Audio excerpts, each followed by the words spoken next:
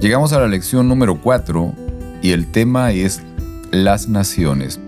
Y cómo es de que durante la historia y producto justamente de esa separación del ser humano con Dios, es que el hombre busca constantemente autogobernarse, busca ser su propio Dios, rebelarse contra el Señor y rechazarlo, y de ciertas otras formas también el mostrar que es autosuficiente y que no quiere nada con el Señor. Esas son algunas de las cosas que hoy día vamos a ver, pero también vamos a notar cómo es que a pesar de ese rechazo que el ser humano hace al Señor, también el Señor a través de un ser humano busca alcanzar a todas las personas en la tierra y poder ser bendición para todas las familias de la tierra. Pensando en todo esto, vamos a dar inicio a nuestro estudio en esta ocasión, así que bienvenidos.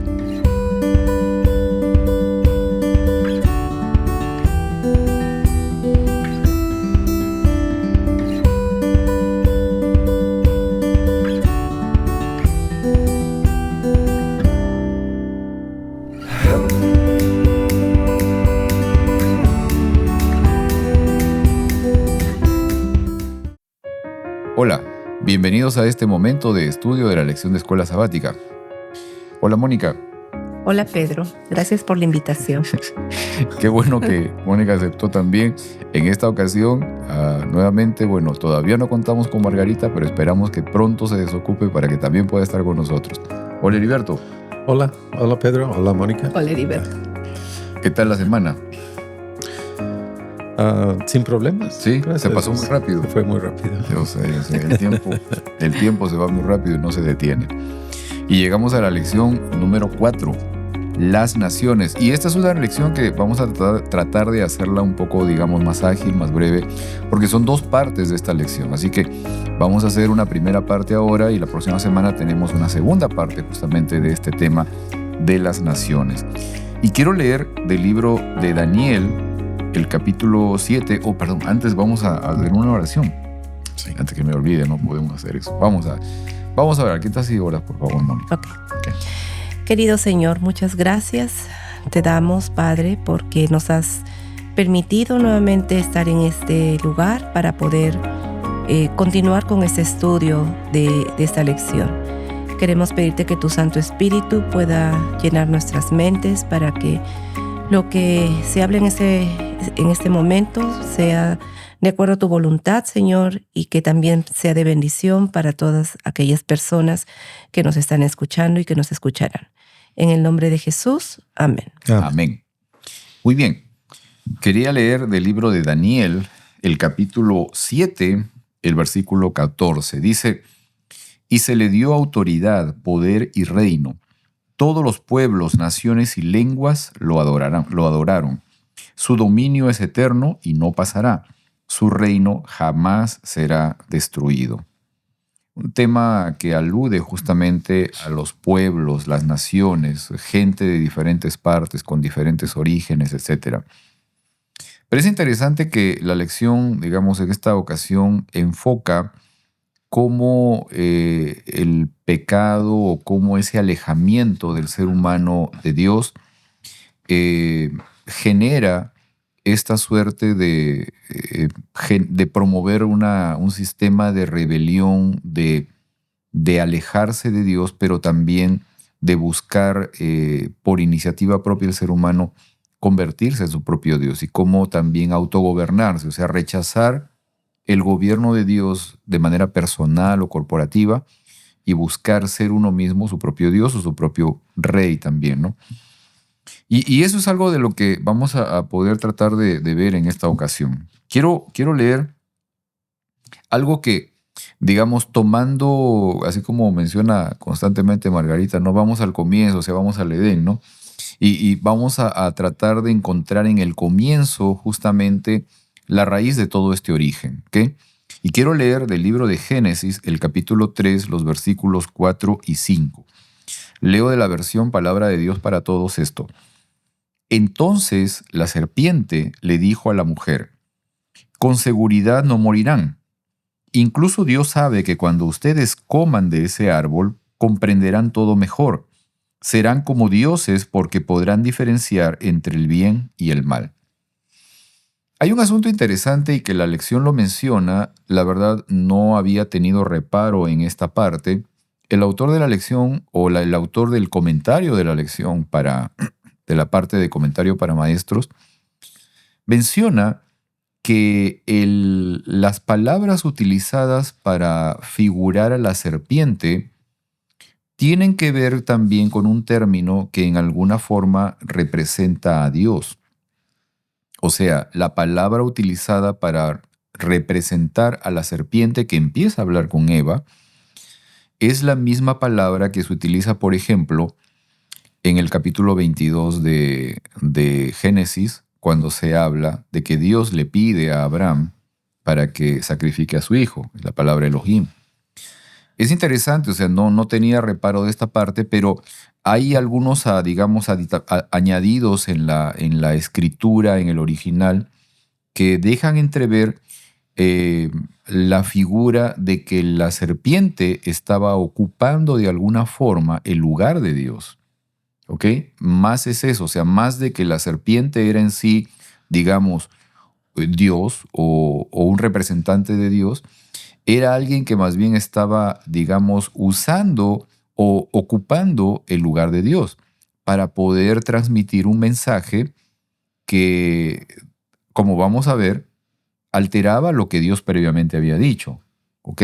Ese es un poco el sentido en realidad. ¿Ok? Entonces, esa es la parte que el que escribe trata de mostrar, o sea, el hecho de que ya la serpiente, en la conversación con Eva, busca ocupar de manera usurpadora, de manera, digamos, engañosa, el lugar de Dios para poder transmitir un mensaje. El mensaje que Dios previamente había dado, pero para poder variar ese mensaje. ¿Ok? Esa es la figura. Ahora, en un contexto actual, digamos, en un contexto en el presente, dentro de la realidad del estilo de vida presente, ¿cómo vemos nosotros que se puede manifestar este deseo del ser humano de querer ser como Dios? Porque parte de lo que fue la conversación de la serpiente con la mujer fue esta, ¿no? O sea, cuando tú comas esto, tus ojos serán abiertos, tu manera de ver las cosas van a cambiar y tú vas a ser como Dios. Esa fue la invitación para que pudiera acceder digamos, a ir más allá con esta parte, ¿no? Ahora, en el presente, ¿cómo vemos nosotros que se manifiesta ese deseo humano de querer ser como Dios? ¿De qué formas? ¿De qué formas crees que hoy el ser humano busca ser su propio Dios? Bueno, para empezar, yo creo que podemos decir que Dios nos dio la libertad de escoger, ¿verdad? Y hoy el hombre, o la mujer, puede ser el hombre para incluir a los dos, es simplemente de hacer lo que nosotros queremos. O sea, que tenemos nuestras propias reglas. Y lo que se usa mucho es, ok, si te parece bien, si te gusta, entonces hazlo. So, de esta forma es lo que hoy en día, fuera del círculo cristiano, que seguimos a Dios y tenemos reglas, es hacer lo que me gusta a mí, Okay. A pesar de que vaya en contra de la palabra de Dios. Okay. O sea, esta es una forma de decir Dios, que exista o no exista, pero no rige mi vida. Ok, ¿verdad? ok. Ya, es interesante eso. ¿Qué dices, Moni? Otra forma de autogobierno, hablabas tú, ¿no? De autogobierno es el ser humano quiere controlar todo, ¿no? Hoy en día el ser humano quiere tener el control de todas las cosas porque es un atributo que tiene Dios de ser omnipoderoso, todopoderoso, ¿verdad? Pero el ser humano quiere controlar las cosas porque de esa forma se siente seguro, ¿no? Otra forma de cómo podemos ver de un autogobierno es de que ahora se están haciendo muchos experimentos genéticos de cómo alargar la vida, ¿no? Sí. De cómo alargar la vida, ¿no? Porque pues el ser humano, porque no fuimos hechos para morir. Nosotros hemos sido hechos para vivir y el ser humano no quiere morir. Entonces, la forma de querer alargar la vida, ¿no? Exacto. Sí. Creo que en esa parte en algún momento hemos hablado justamente de ese propósito que hay, ¿no? Sí, y aunque el propósito de Dios es que nosotros viviéramos para siempre, por causa del pecado vino la muerte, Exacto, pero el ser humano no lo acepta así. exacto. Y es por eso que la ciencia está tratando tan eficazmente de promover que nosotros podemos en algún día en el futuro vivir para siempre. Así es. Aún lo miramos en la ciencia, en todo. Estos viajes al espacio es con el propósito de encontrar otro mundo, porque Exacto. en realidad sabemos que este mundo quizá no está envejeciendo y no va a durar mucho tiempo, pero ya el ser humano quiere, con la misma idea de vivir para siempre, tenemos que encontrar otro lugar donde podamos continuar viviendo. Así es. Así O, es. o experimentos genéticos, ¿no? Para poder encontrar la perfección, ¿no? Para poder Exacto. encontrar las frutas perfectas, los vegetales perfectos, los bebés perfectos, ¿no? O sea, el ser humano perfecto, ¿no? Todo eso que se está Sí, viendo. sí, sí. Sí. Esa es una de las cosas que se está haciendo. Obviamente todos sabemos, por ejemplo, de los alimentos genéticamente modificados, los llamados bebés a la carta, que son alteraciones genéticas justamente para poder tener un hijo con determinadas características físicas, cualidades mentales, cognitivas, capacidades diferentes a los demás. O sea, todas esas cosas están existiendo en la actualidad. Ya existen. O sea, no es un cuento, no es un asunto de ciencia ficción o una película del futuro. No, no, no. Es una realidad en el presente. Tal vez, o sea, no lo estamos viendo cabalmente, pero es algo que está pasando. Y que es una de las condiciones, digamos, que busca marcar una diferencia entre las personas más pudientes de las demás. Exacto. Porque son las personas pudientes las que pueden tener acceso a eso. Exacto. Y el avance de la tecnología también. Tú me estabas comentando en algún momento en que en San Francisco ya habían taxis que se manejaban solitos, Sí, ¿no? sí, sí, sí. Cosas que quizás nosotros lo hemos visto en las películas futurísticas, ¿no? Pero ahora existen. Son una realidad. Sí, y Ya. lo que me viene a la mente es porque estuve leyendo un artículo donde se congela el cuerpo. Y a los que no tienen mucho dinero, pues nada más congelan la cabeza. Ajá. Porque saben que en un futuro se va a encontrar la solución para la enfermedad que los llevó a la muerte. O sea, miramos de todas las formas cómo el ser humano está tratando de vencer la muerte. Así es, así es. Es un objetivo, exacto. Así es. Ahora, digamos, dentro de nuestra vida, porque hay un par de cosas aquí más que quisiera que pudiéramos comentar. Dentro de nuestra vida personal o de nuestra vida diaria, etcétera, ¿no? ¿Qué pequeñas decisiones que nosotros a veces tomamos nos guían a una vida que busca su autogobierno? ¿Qué cosas tal vez por allí las hacemos quizás inconscientemente, pero que al final promueven esta figura, digamos, esta intención de que yo me gobierno a mí mismo? Eso nos ocurre a nosotros y tenemos que estar en guardia siempre porque nosotros a veces no pensamos que Dios se molesta cuando nosotros pedimos cosas triviales, cosas pequeñas, ¿verdad? Pero sin embargo, empieza de esa manera a decir, oh, yo hice la mejor decisión, oh, y todo salió bien, oh, entonces no soy algo inteligente. Ajá. Y de ahí empiezo a depender todavía cada vez más en mi propio sentido de lo que yo puedo hacer. Sabemos que lo que Dios quiere es que dice que le demos gracia en todo. Y que a través de la oración traigamos a Él todas las cosas que pasan, pequeñas y grandes. Ajá, ¿verdad? exacto. Claro, el pensar que soy autosuficiente, ¿no? Es una forma también de poner a Dios de lado y olvidar que todo lo que tengo, pues, es gracias a que Él me ha dado esa capacidad de pensar, de lo que puedo hacer con mis manos. Dejarlo a Dios de lado es una forma también de, pues, de querer yo tener el control de mi vida. Claro, ¿no? claro, claro. Pensar, por ejemplo, de manera práctica, ¿no?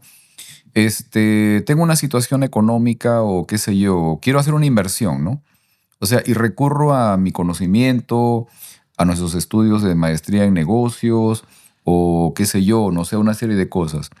Cuando en realidad, o sea, es primero a Dios a quien tengo que recurrir, ¿no? Debería recurrir a Él para poder tomar las mejores decisiones, ¿no?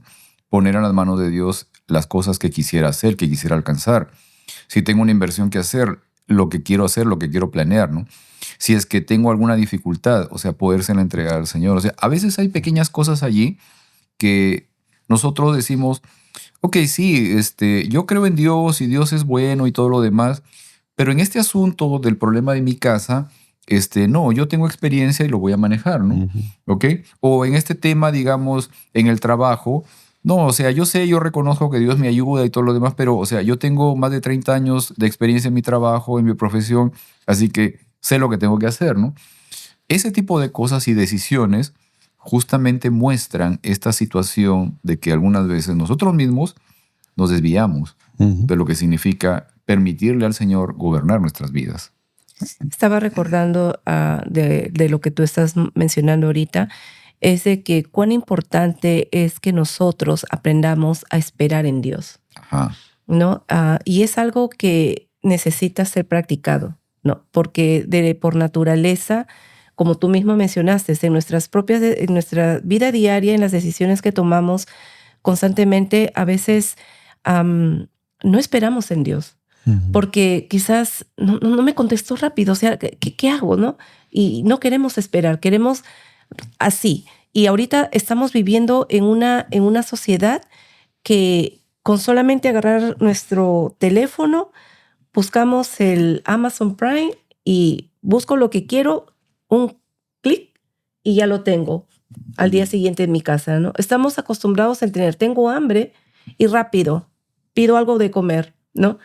Varias veces me ha pasado que no llego a tiempo para la hora del lonche de Pedro, entonces, ¿qué tengo que hacer? Le mando su almuerzo y le llega el almuerzo a la oficina.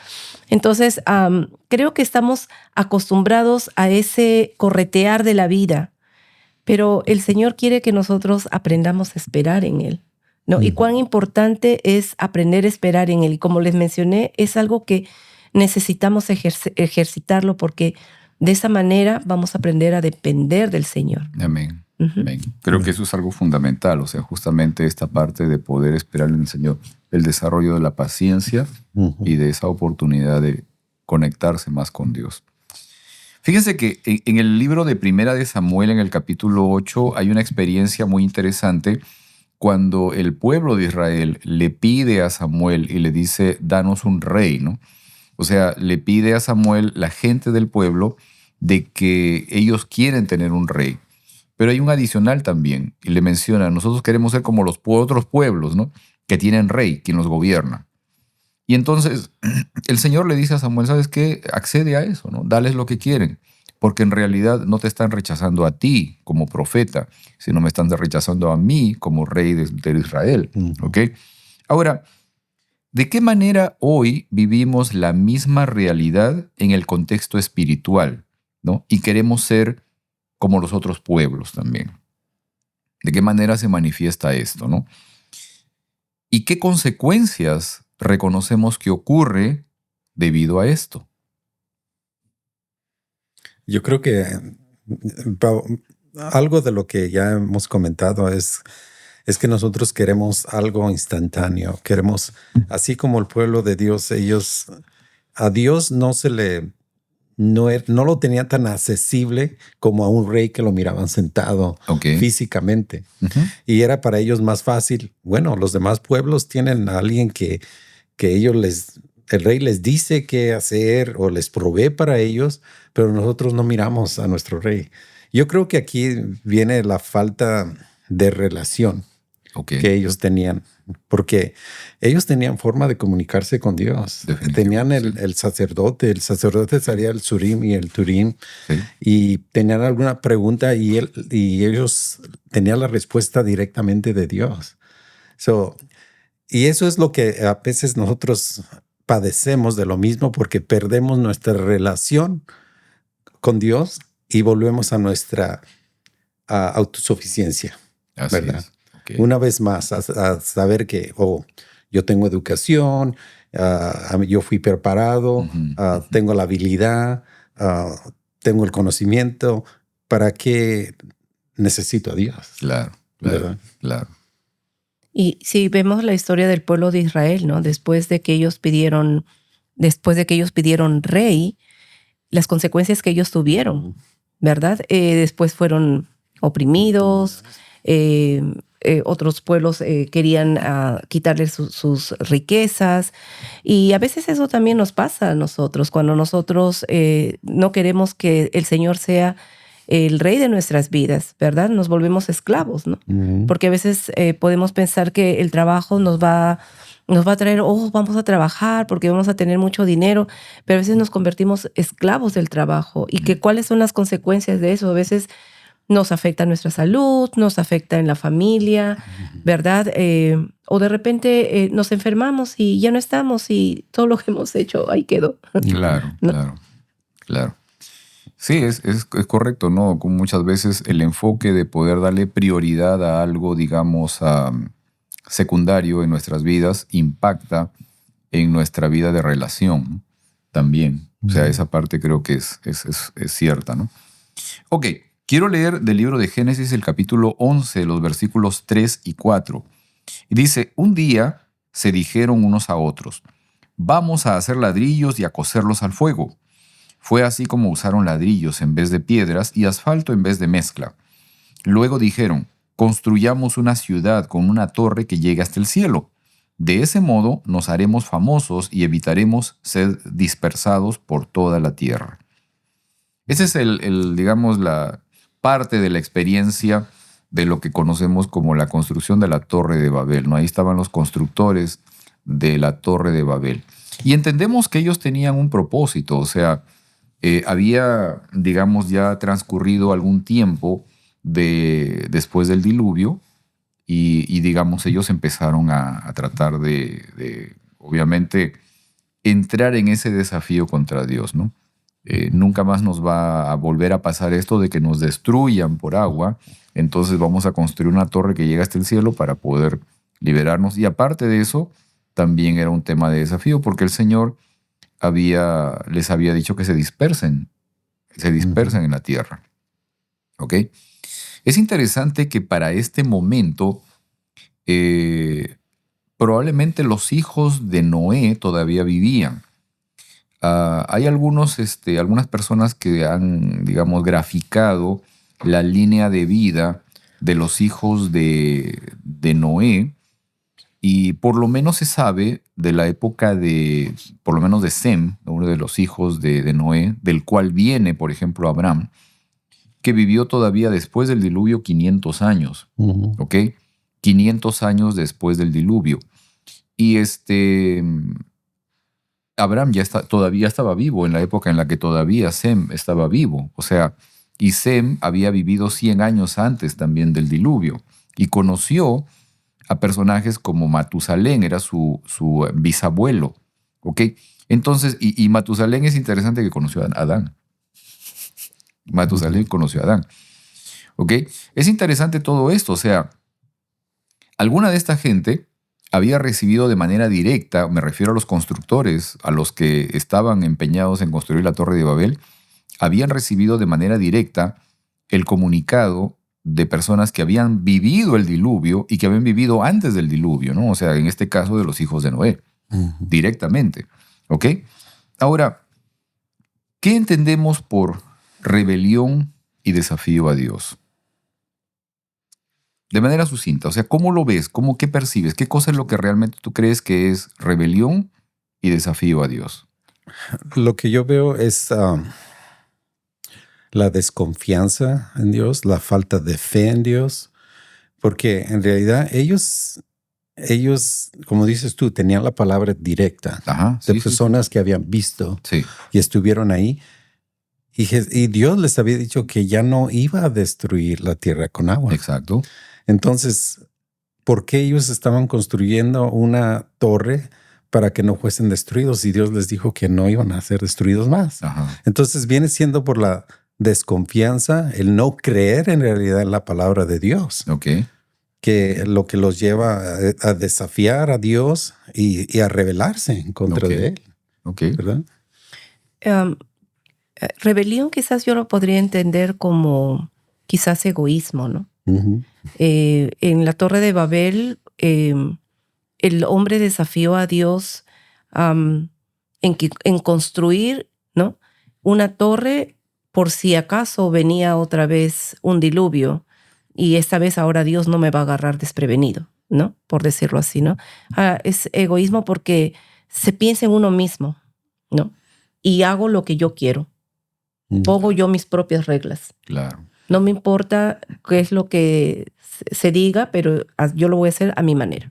Ok. Ahora, pensando en eso, porque ustedes han dado una expresión, una manifestación de lo que ustedes piensan que es justamente este término de rebelión y desafío.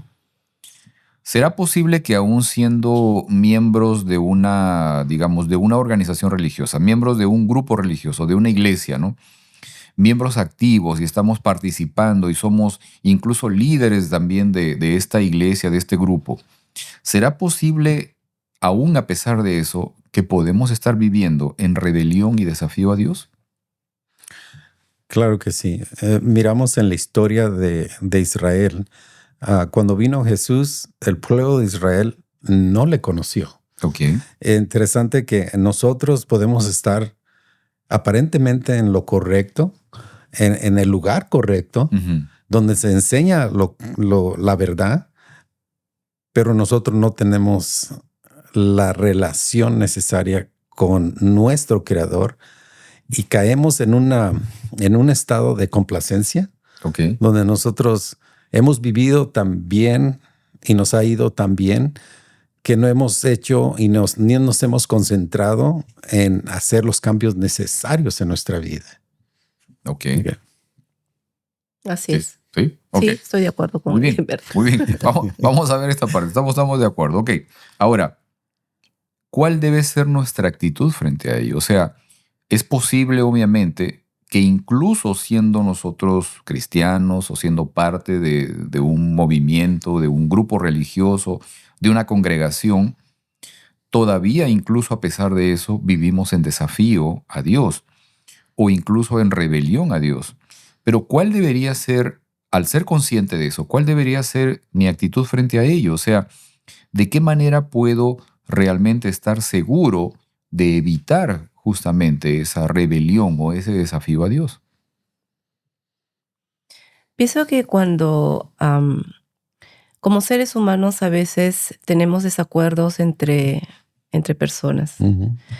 y a veces no queremos ceder ante una situación de algún conflicto que haya pasado.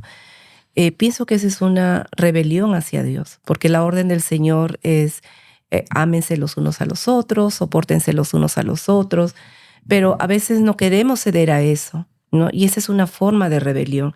Pienso que el cambio necesita empezar en mi persona primeramente para que pueda haber un cambio corporal, ¿no? Porque a veces quizás, muchas veces nos podemos enfocar, oh, en la iglesia pasa esto, en la iglesia, ¿no? Pero pienso de que el cambio se va a producir primero en cada persona para que luego pueda hacer algo corporal. Sí, y yo creo también que en este caso para prevenir esto, que aunque estemos en el lugar correcto y en la iglesia diciendo lo correcto, tenemos que estar en guardia um, en nuestra actitud. Como dice Mónica, hay ocasiones en las que hay confrontamientos y debemos estar listos para la respuesta que nosotros vamos a dar. Y a veces, aún dando la respuesta incorrecta o teniendo la actitud incorrecta, nosotros reconocerlo después, Ok, ¿verdad? así es. Y porque eso es lo que quiere Dios. Nosotros no somos perfectos, Ujú. nadie es perfecto, pero cuando reconocemos que, oh, perdón, tomé la actitud errónea, perdóname, es como Dios nos ayuda a crecer de esa manera. ¿Verdad? Exacto, exacto.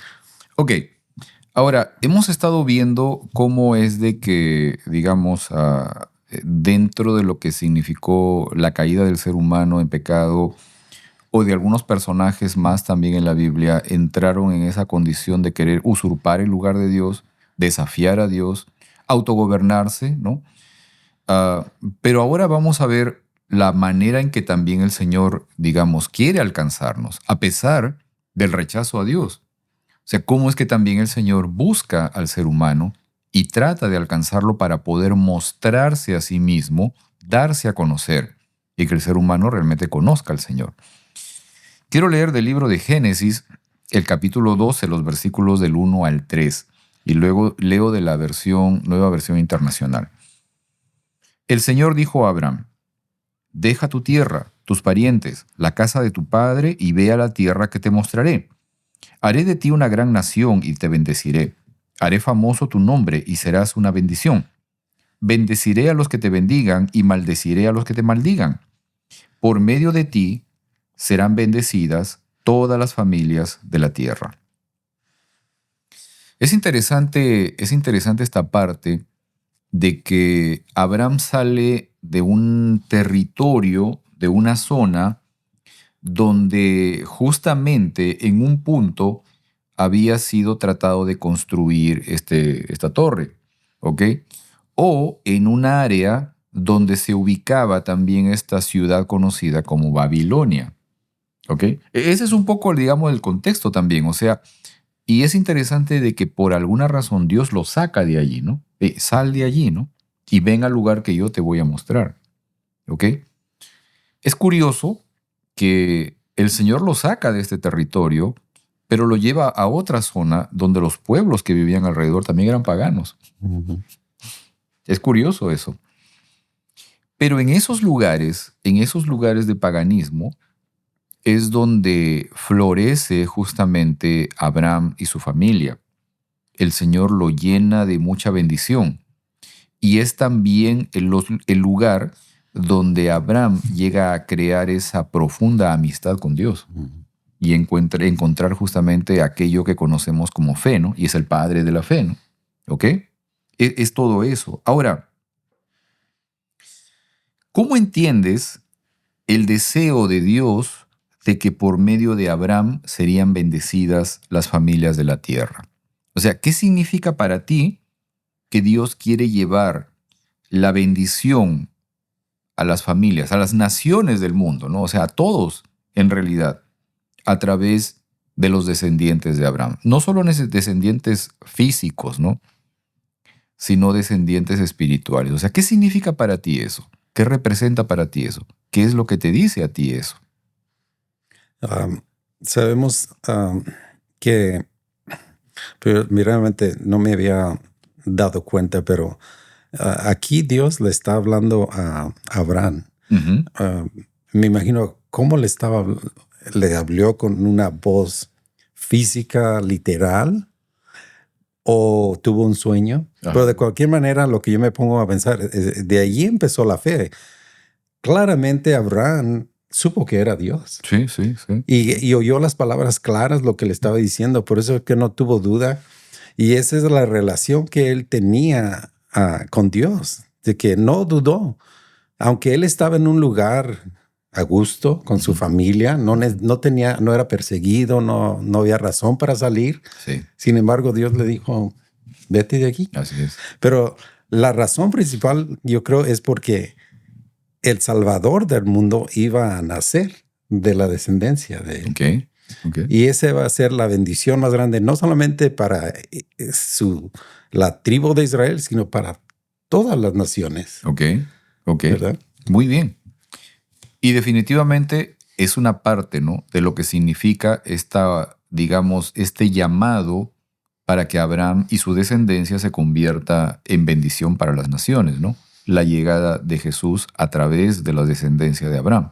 En el presente, Mónica, o sea, creo que nosotros nos hicimos un estudio de ADN y por ahí encontramos de que tenemos una familia de origen judío, ¿no?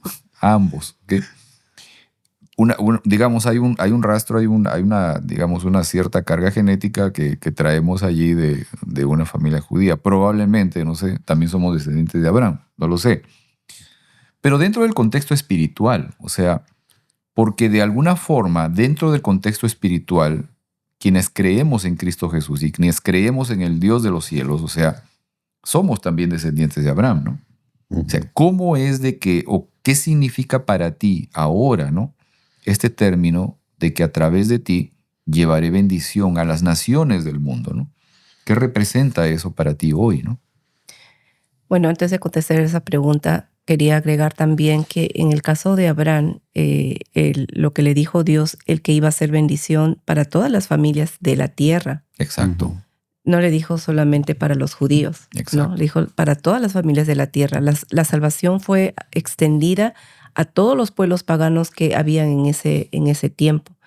Lo cual para mí significa que el Señor es un Dios de amor y que desea la salvación de todos sus hijos, sin excepción.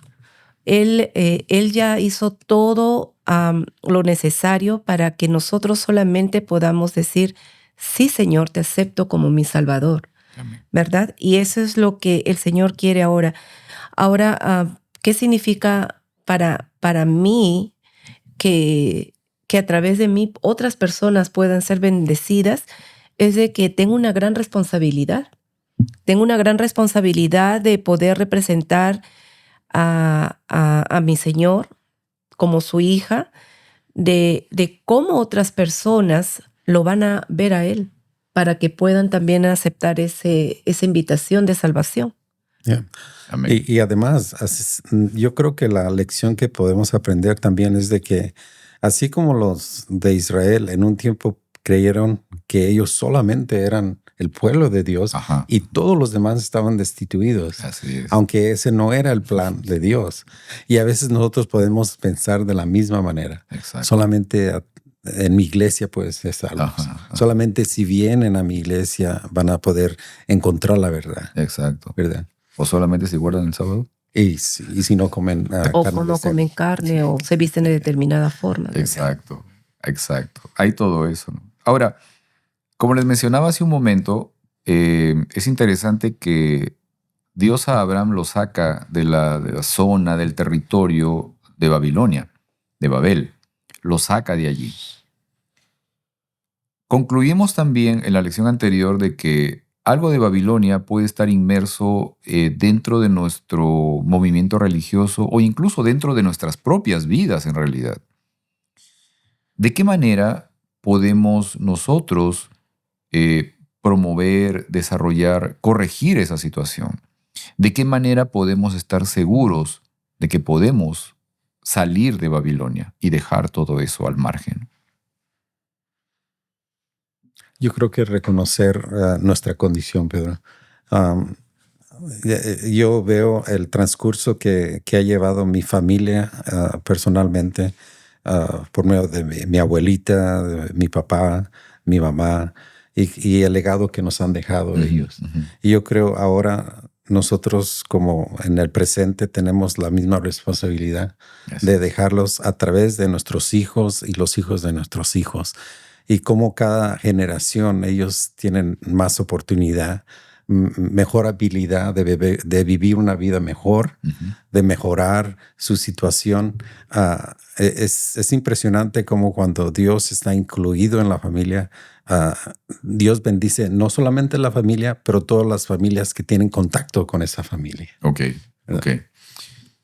Tal vez redondear un poco más la pregunta incluso, ¿no? Porque estamos hablando del tema de las naciones y hemos estado hablando de la forma como el ser humano ha promovido en el tiempo su autogobierno y un desafío, un rechazo completamente a Dios, ¿no? ¿Cómo podemos lograr?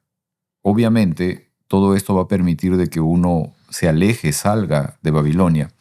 ¿Cómo podemos lograr nosotros evitar entrar o caer en esa condición de autogobierno, de desafío a Dios, de rechazo a Dios, ¿no?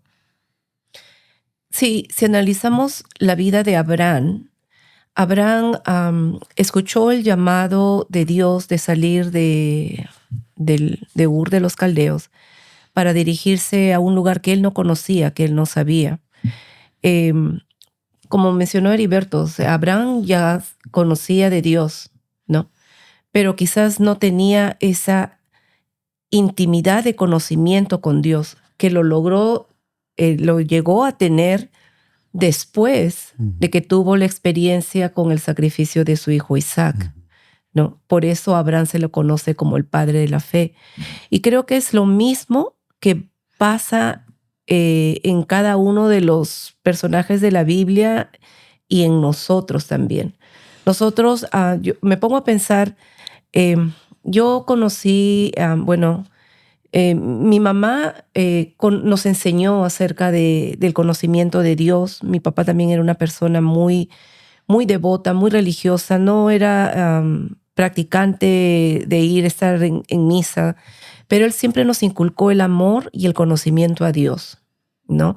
Por su forma de ser. Y bueno, aunque él no asistía a los programas de los domingos, nos llevaba a las catequesis que sus hijas sí tenían que ir, ¿no? Y nosotros fuimos creciendo con eso, ¿no? Pero ahora ya me pongo a pensar, y ahora de adulta y en mi propia experiencia, veo cómo mi conocimiento que tenía de Dios de una forma ha cambiado en el tiempo. Ahora de lo que yo tengo, puedo decir que yo conozco al Señor de otra forma, muy diferente a como hace 5 años, ¿no? Porque es él en la experiencia personal que uno va teniendo. Por eso el estudio que uno tiene de la palabra con la intención de buscar al Señor en ella nos ayuda a crecer en forma espiritual, ¿verdad? Entonces, ese conocimiento creo que es el que nos va a ayudar a que nosotros podamos cumplir lo que el Señor quiere que nosotros cumplamos, que es el de llegar a ser bendición para otras personas también. Amén. Definitivo. Gracias. Creo que alcanzamos a poder, digamos, enfocar justamente estos objetivos, estos puntos que hemos estado viendo en el estudio de esta lección. Como les digo, la próxima semana vamos a seguir con la segunda parte de este tema de las naciones, y creo que va a ser también muy revelador y vamos a tener muchas cosas interesantes que poder comentar. Pero gracias también Gracias por la invitación. Sí, claro que sí. Siempre está abierta la invitación. ¿Ok? ¿Quieres orar, Heriberto? Sí, claro. Sí. Vamos a orar. Gracias, Señor, por estas lecciones tan hermosas que nos das para poder aprender, tener la habilidad de crecer espiritualmente. Y pedimos que también esto sea una bendición para nuestros oyentes, que ellos en su vida personal se hagan la decisión de conocerte mejor. Y Señor, cuídanos, cuida también a nuestros oyentes en sus vidas personales y dales bendiciones. Te pedimos todo esto en el nombre de Jesús. Amén. Amén. Muy bien. Nos vemos entonces la próxima semana. Sí. ¿Ok? Bueno, nos vemos entonces la próxima semana, amigos. Hasta luego. Nos vemos.